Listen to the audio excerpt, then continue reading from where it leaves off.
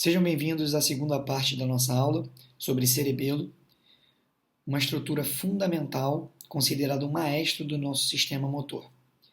Vamos agora nos aprofundar um pouco mais sobre essa estrutura anatômica. Nessa apresentação, vamos conversar sobre o que é o cerebelo, a embriologia do órgão, sua anatomia macroscópica, a anatomia funcional e algumas considerações clínicas. Antes de falarmos sobre o cerebelo, vamos rever alguns conceitos. Nós temos o sistema nervoso, formado pelo sistema nervoso central, representado pelo encéfalo e a medula espinhal, e o sistema nervoso periférico, compreendido entre raízes, plexos, gânglios e nervos. Nós temos 12 pares cranianos, 2 se comunicam diretamente com o encéfalo e 10 diretamente com o tronco encefálico, e 30 pares espinhais, 8 cervicais, 12 torácicos, 5 lombares e 5 sacrais. O cerebelo está inserido no encéfalo. Dentro do encéfalo, nós temos o cérebro, formado pelo telencéfalo e diencéfalo, o tronco encefálico, formado pelo mesencéfalo, ponte e bulbo, e, por último, o cerebelo. O cerebelo fica localizado abaixo de uma dobra dural chamada de tenda do cerebelo, ou tentório. As estruturas abaixo dessa tenda são chamadas de estruturas infratentoriais. Temos, portanto, a formação do cerebelo. Em uma outra classificação, podemos inferir que o cerebelo e o cérebro são órgãos do sistema nervoso suprassegmentar, pois não têm comunicação direta com os nervos típicos. Já o tronco encefálico e a medula é chamado de sistema nervoso segmentar, devido à sua comunicação com os nervos cranianos típicos e todos os 30 pares de nervos espinhais. Temos, portanto, o cerebelo como um órgão do sistema nervoso suprassegmentar, que deriva da parte dorsal do metencéfalo e fica situado dorsalmente ao bulbo e à ponte, contribuindo para a formação do tecto do quarto ventrículo. Nessa parte, vamos relembrar um pouco da embriologia. A partir da formação dos 3 folhetos, ectoderma, mesoderma e endoderma, e a formação da notocorda através do mesoderma, temos a indução da formação do tubo neural, através do ectoderma. Esse ectoderma sofre uma invaginação e um fechamento em relação à parte cranial do nó primitivo. A partir do fechamento do tubo neural, temos a neurulação primária. As estruturas ectodérmicas adjacentes são chamadas de crista neural. A partir da neurulação primária, temos, portanto, a formação do tubo neural completo. O tubo neural dá origem ao prosencéfalo, mesencéfalo e rombencéfalo. O prosencéfalo dá origem ao telencéfalo e diencéfalo, formando o cérebro. O mesencéfalo se mantém como estrutura do tronco encefálico e o metencéfalo dá origem à ponte e ao cerebelo, o órgão que vamos estudar. O mielencéfalo se especializa na medula oblonga ou bulbo, parte distal do tronco encefálico. Podemos dividir o estudo do cerebelo em 2 partes. A primeira é o estudo da sua anatomia geral, macroscópica. E o segundo é o estudo de sua anatomia funcional, baseado na sua filogenética. A divisão anatômica leva em consideração o corpo do cerebelo, formado pelo lobo anterior e lobo posterior, e o lobo flóculo nodular. Vamos agora rever a anatomia macroscópica do cerebelo. Devemos entender primeiramente aonde o cerebelo se encontra. Aqui temos uma figura da base do crânio, em que podemos observar a fossa anterior, em situação mais ventral ou para frente, a fossa média, em situação intermediária, e a fossa posterior, em situação mais dorsal ou para trás. A fossa posterior é formada pelos ossos occipital, a parte petrosa do osso temporal e pela parte posterior superior do osso esfenoide. Essa região da parte superior do esfenoide, junto com o osso occipital, forma uma estrutura chamada de clivos. Notem que há um forame, uma abertura, chamada de forame magno. Ele comunica o tronco encefálico à medula espinhal. O cerebelo se encontra na fossa posterior. Toda a base do crânio é revestida pela dura mater. Na fossa posterior, temos um revestimento dural, mais espesso em sua porção superior, chamado de tentório, ou tenda do cerebelo. Abaixo da tenda do cerebelo ou do tentório, temos o cerebelo, que fica posterior ao tronco encefálico. Esse é um corte sagital do cérebro, em que podemos ver o cerebelo, com o seu córtex periférico e sua medula mais interna, e esse folheto dural mais espesso, chamado de tenda do cerebelo, ou tentório. Notem a posição do cerebelo em relação ao tentório. Ele está em situação infratentorial e atrás, posterior ao tronco encefálico, ao mesencéfalo, ponte e bulbo. O cerebelo forma o teto do quarto ventrículo. Essa é uma visão anterior do tronco encefálico, formado pelo mesencéfalo, ponte e bulbo, e cerebelo. Notem a posição do cerebelo posterior ao tronco encefálico. Nessa imagem de um espécime anatômico, podemos ver novamente o tronco encefálico formado pelos pedúnculos do mesencéfalo, a ponte e o bulbo, e o cerebelo localizado posteriormente ao tronco encefálico. Essa é uma visão lateral do tronco encefálico e cerebelo. Notem que o cerebelo se liga ao tronco encefálico através dos pedúnculos cerebelares. Temos o pedúnculo cerebelar superior, médio e inferior. O pedúnculo cerebelar superior conecta o cerebelo ao mesencéfalo. O pedúnculo cerebelar médio conecta o cerebelo à ponte. E o pedúnculo cerebelar inferior conecta o cerebelo ao bulbo. Nessa visão superior do espécime anatômico, retiramos a tenda ou tentório. E aqui podemos ver a superfície tentorial do cerebelo. Essa é a visão do cerebelo. E notem que ele está em posição posterior ao tronco encefálico. Aqui, especificamente, estamos falando do mesencéfalo. E o terceiro nervo craniano, óculo-motor, passando pela fossa interpeduncular. Além dos pedúnculos cerebelares, existem algumas estruturas que revestem o teto do quarto ventrículo e têm relação íntima com o cerebelo. Estamos aqui com uma vista posterior do cerebelo e tronco encefálico, com a lâmina quadrigêmina, colículos superiores e inferiores, o nervo troclear, único nervo craniano que emerge posteriormente do tronco encefálico, e essa estrutura que conecta os dois pedúnculos cerebelares superiores, chamada de véu medular superior, relacionada com a porção mediana do cerebelo, chamado de língula. Nessa imagem, temos uma visão inferior do cerebelo, e aqui podemos identificar o bulbo e o cerebelo.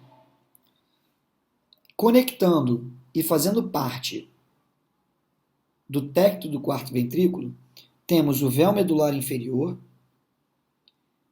e a tela coroideia, formando assim a metade inferior do tecto do quarto ventrículo.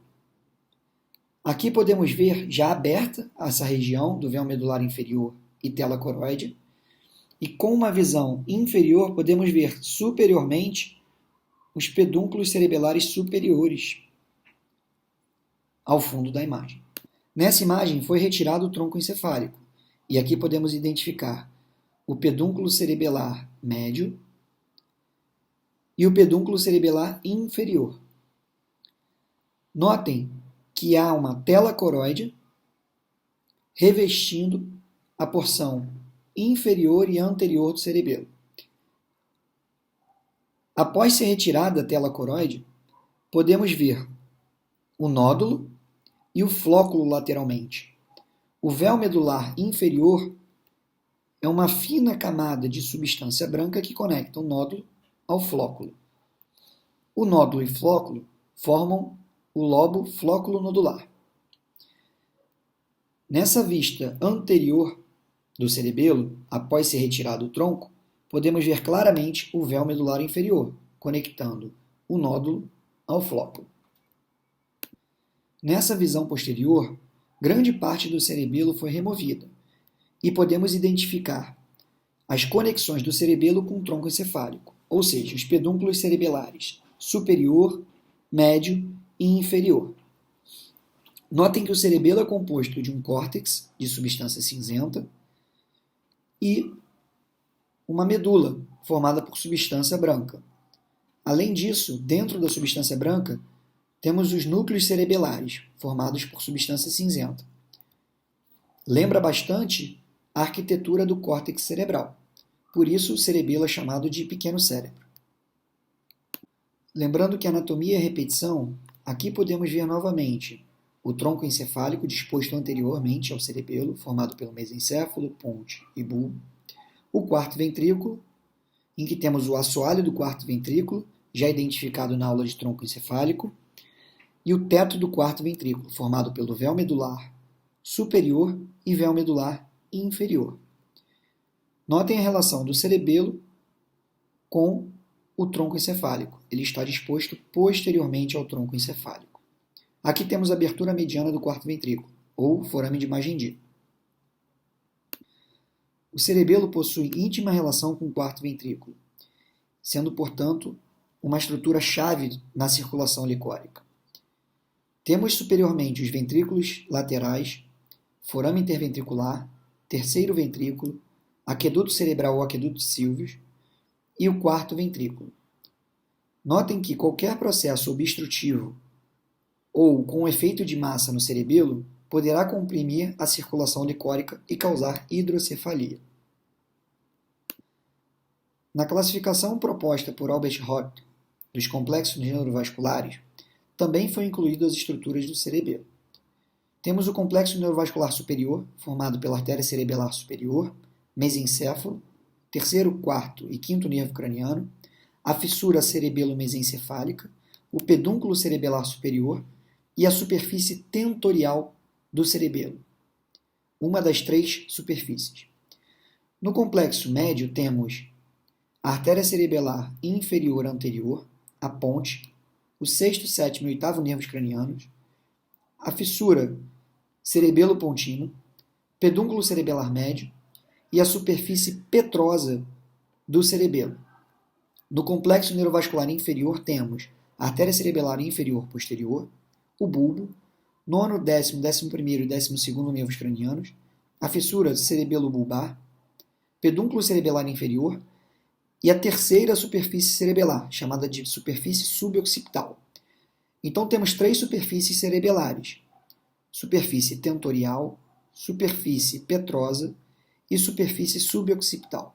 E temos três complexos neurovasculares: superior, médio e inferior. Nessa visão anterior do cerebelo, podemos identificar algumas estruturas. Notem que o cerebelo possui uma estrutura central, chamada de vermes, e os hemisférios cerebelares, dispostos lateralmente ao vermes. Nessa figura, podemos ver também os pedúnculos cerebelares superior, médio e inferior, conectando essa estrutura ao tronco encefálico. Notem que temos uma estrutura em azul chamada de lobo flóculo nodular.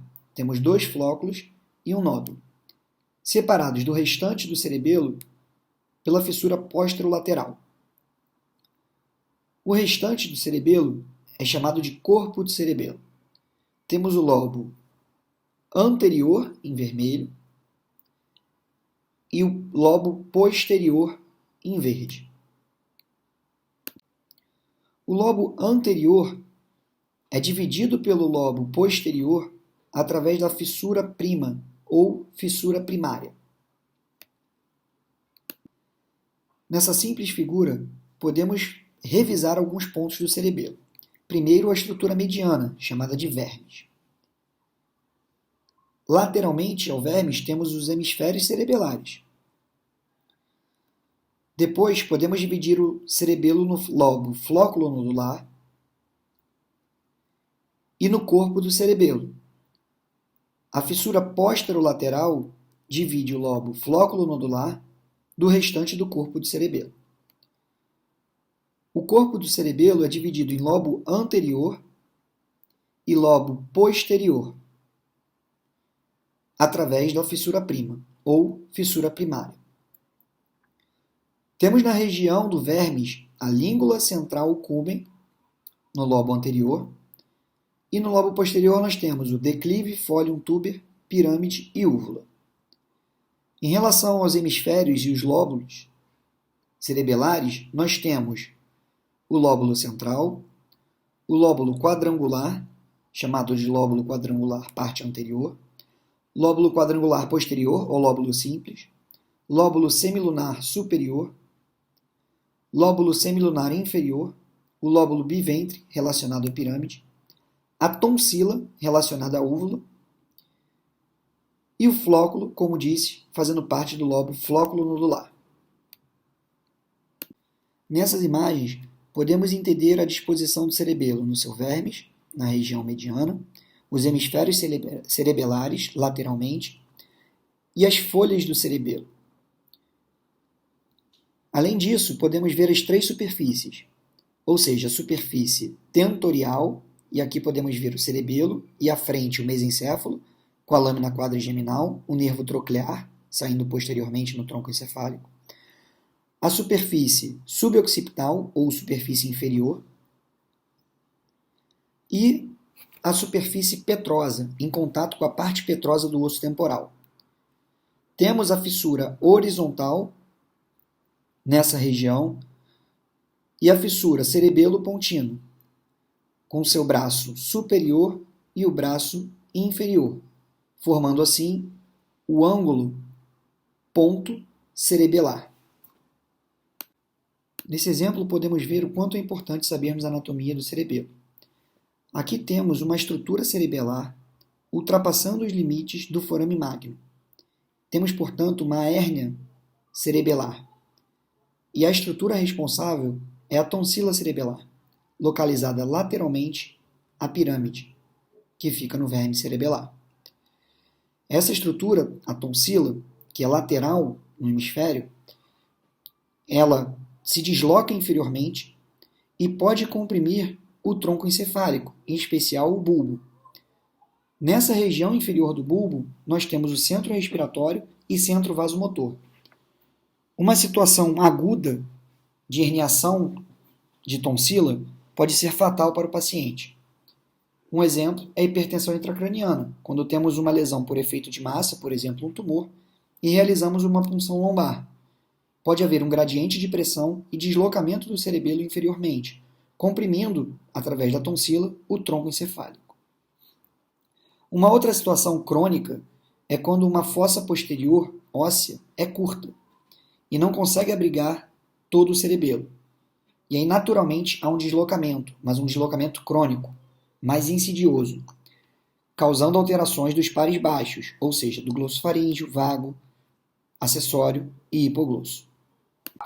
Nessa figura podemos ver a disposição do cerebelo, com o seu córtex, formado por substância cinzenta periférica, a parte medular, formada por substância branca, fibras brancas, e os núcleos cerebelares.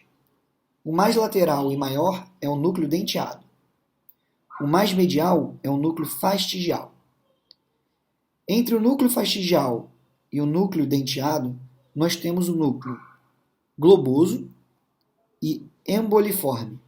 O núcleo globoso e emboliforme formam o núcleo interpósito, localizado entre o fastígio e o núcleo denteado.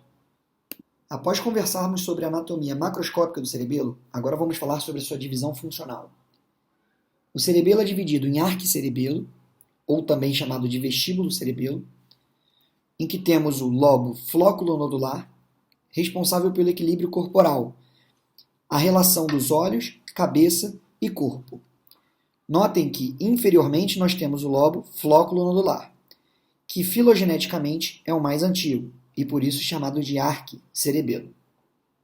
A segunda divisão funcional é o paliocerebelo, ou também chamado de espinocerebelo, devido à comunicação do cerebelo com os tratos espinocerebelares, anterior e posterior.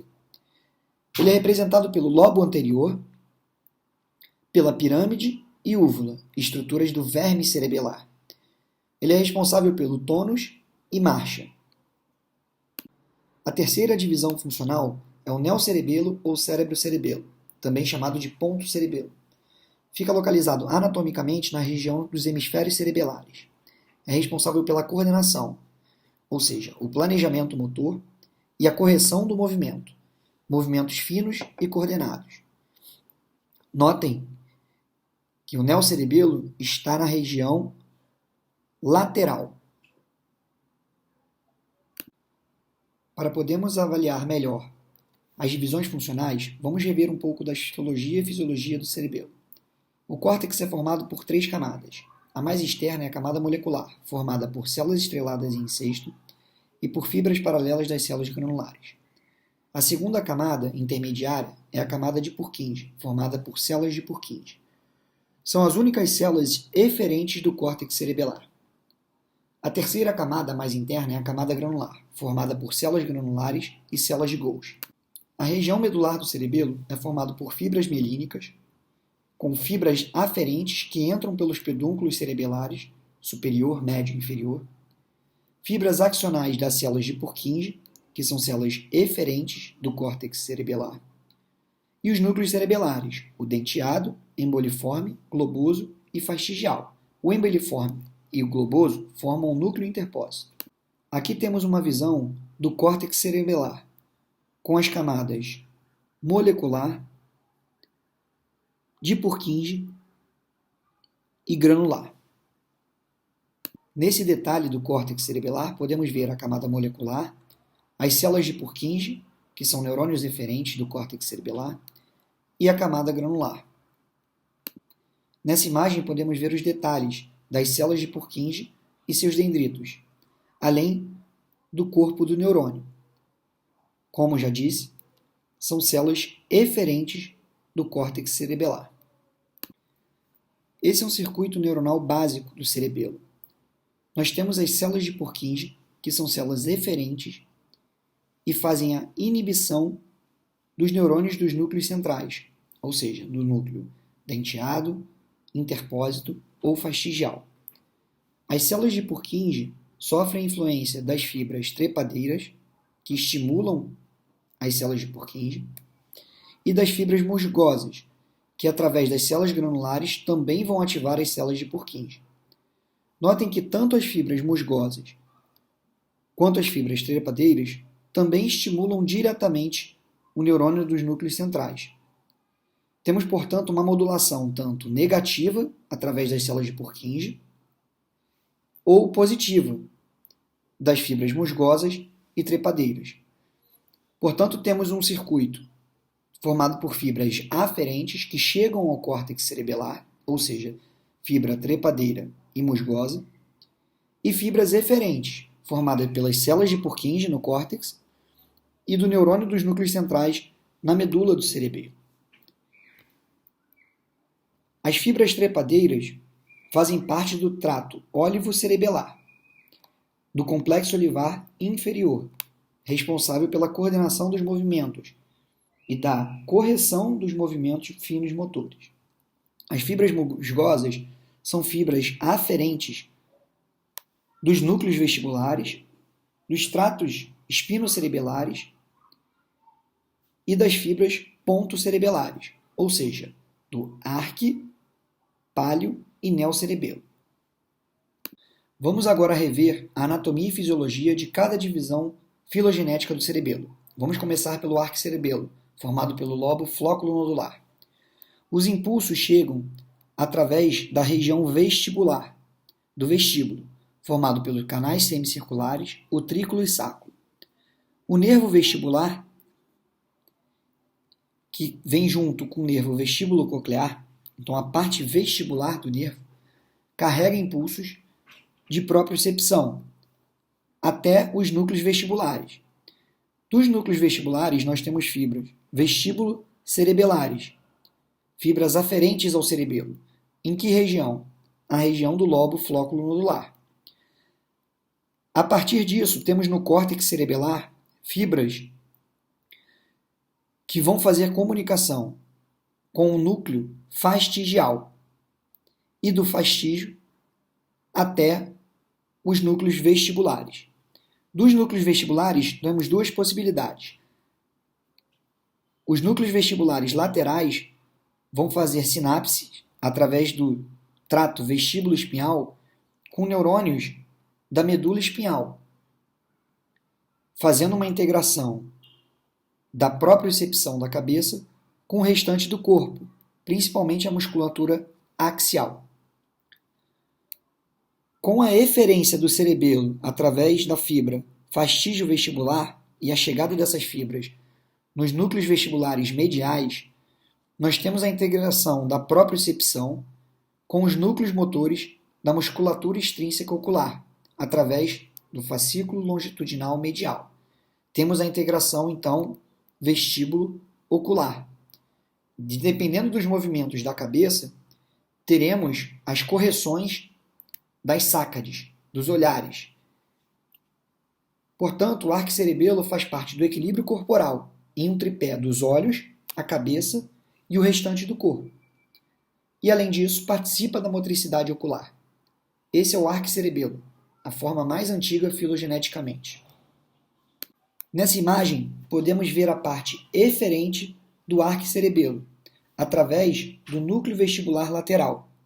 Os núcleos vestibulares laterais vão formar o trato vestíbulo-espinhal. Temos o trato vestíbulo-espinhal lateral e o trato vestíbulo-espinhal medial. O trato vestíbulo-espinhal medial é responsável pela inervação da cabeça.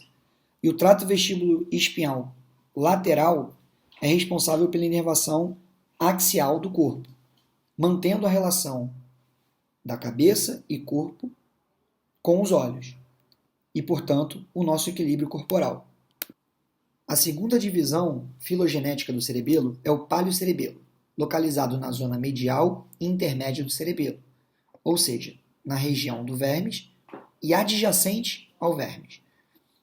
Aqui temos as fibras aferentes, que são representadas pelos tratos espinotalâmicos anterior e posterior. O trato espinotalâmico anterior penetra no cerebelo através do pedúnculo cerebelar superior. O trato espinotalâmico posterior penetra no cerebelo através do pedúnculo cerebelar inferior. Essas fibras são responsáveis pela propriocepção inconsciente, ou seja, pelo posicionamento, a noção de posicionamento dos nossos músculos, articulações e órgãos tendinosos. Agora vamos falar sobre as fibras eferentes do paliocerebelo. Após a chegada das fibras do trato espinocerebelar anterior e posterior, nós teremos a eferência cerebelar através do núcleo interpósito para o córtex cerebral, interferindo e modulando a atividade do trato córtico-espinhal descendente, e a eferência do núcleo interpósito para o núcleo rubro, fazendo a modulação do trato rubro-espinhal, especialmente na musculatura axial.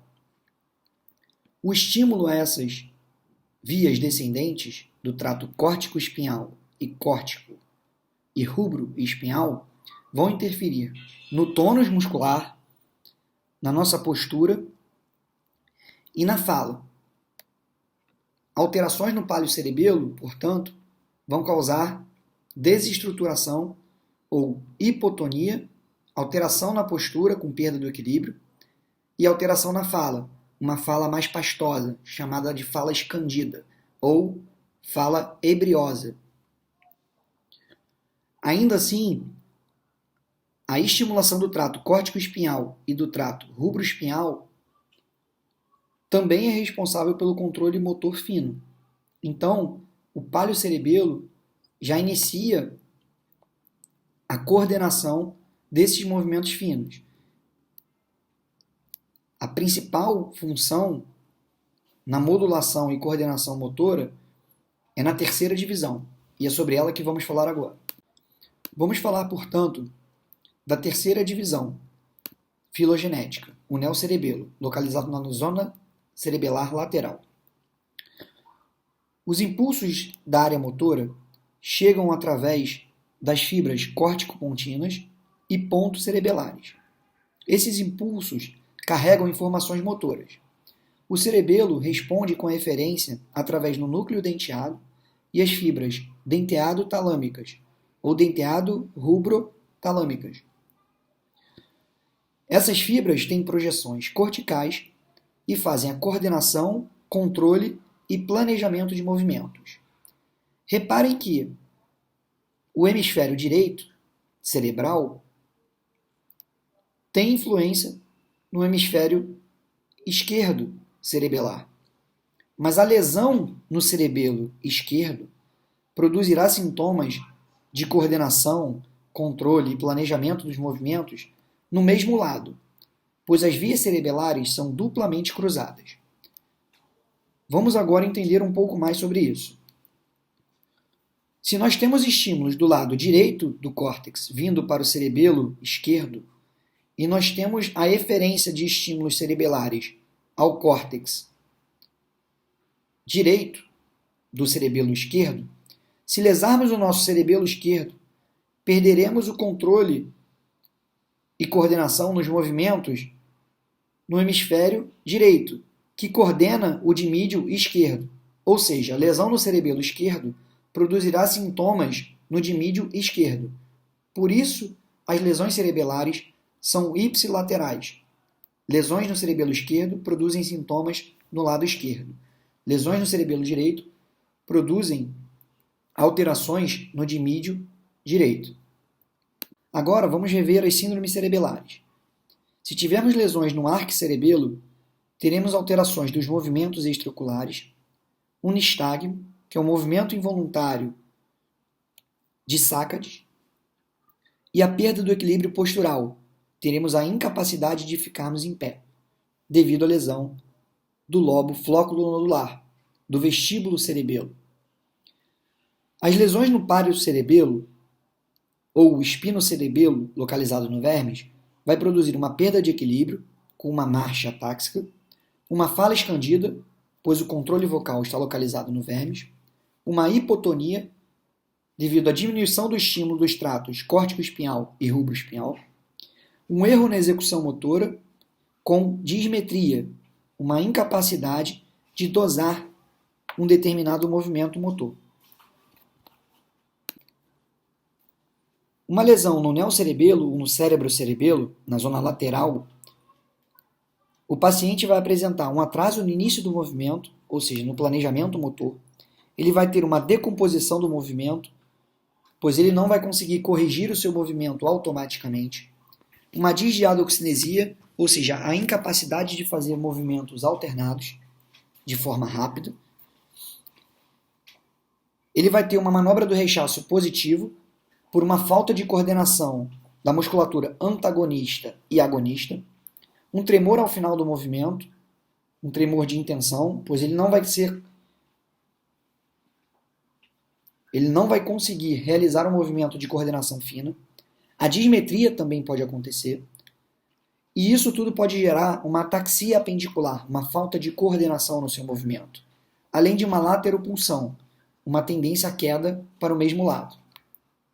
Vamos ver alguns exemplos na prática clínica. Um paciente de 34 anos com quadro há um mês de cefaleia, náuseas e vômitos, visão turva e tonteira.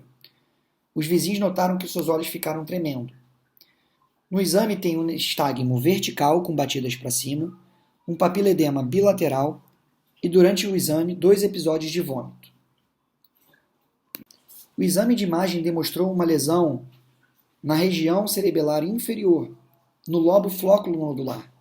Temos, portanto, uma síndrome de arquicerebelo, responsável pelo controle dos movimentos oculares e do nosso equilíbrio. Como essa lesão destruiu essa região, teremos uma perda do equilíbrio e nistagmo central, ou vertical. Agora é um paciente de 10 anos, trazido pelo pediatra com quadro há uma semana de cefaleia, febre, dificuldade de falar e instabilidade. Houve piora progressiva do quadro durante a apresentação do trabalho oral e a mãe notou uma extrema dificuldade na fala, com deambulação prejudicada por quedas. Ao exame, uma importante instabilidade na marcha, com tendência a quedas, sem disdiadocinesia e facilidade para executar a prova dedo-nariz. Ou seja, a coordenação estava preservada e há uma falha na marcha e na fala. Uma fala escandida, pelo que a história nos leva a crer. No exame de ressonância, podemos ver uma lesão localizada no quarto ventrículo, comprimindo a região central do cerebelo, ou verme cerebelar. E o quadro clínico de dificuldade, ataxia na marcha e fala escandida são justificados pela lesão dessa estrutura vermiana.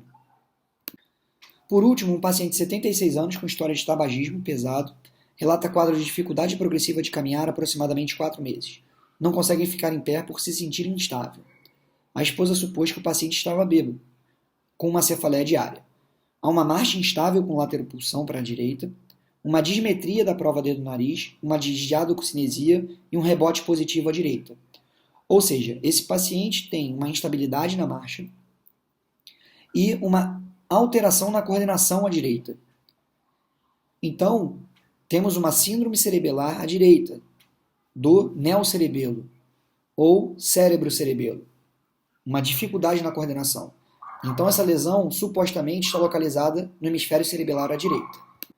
Nessa tomografia, podemos identificar uma lesão captante de contraste no hemisfério cerebelar à direita, em todos os cortes. Devido à história de tabagismo, foi realizada uma tomografia de tórax de rastreio e foi identificada uma massa pulmonar. Provavelmente a lesão cerebelar era uma metástase pulmonar de um câncer pulmonar. Esse é o exemplo de uma ressonância com uma lesão difusa do cerebelo à direita, provavelmente por uma isquemia cerebelar, um AVC isquêmico cerebelar. Nesse caso, temos uma síndrome de palio, neo e arquicerebelo, ou seja, de todos os componentes cerebelares. Para finalizar, temos que lembrar que o cerebelo está localizado na fossa posterior, possui 3 divisões funcionais, o vestíbulo-cerebelo, espino-cerebelo e cérebro-cerebelo. É responsável pelo equilíbrio, movimentos oculares, marcha, coordenação e a cognição.